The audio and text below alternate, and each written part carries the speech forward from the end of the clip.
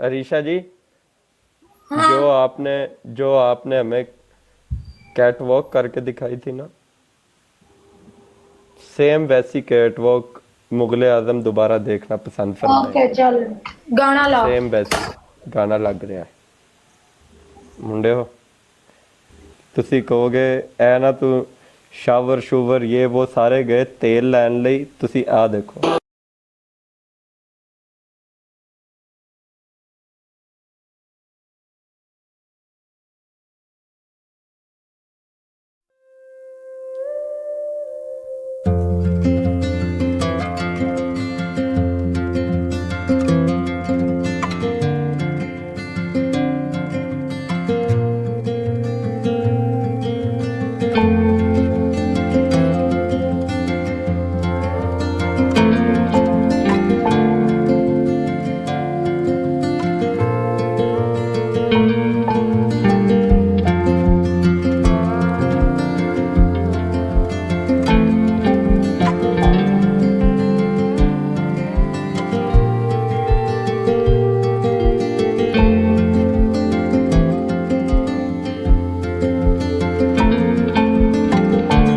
Catwalk ये ना आप मगरों लान वाली कैटवॉक कर रही हैं, मगरों ना लाएं प्लीज, मगरों ना लाएं। अरीशा इतना ना कर, मगरों ना लाएं प्लीज।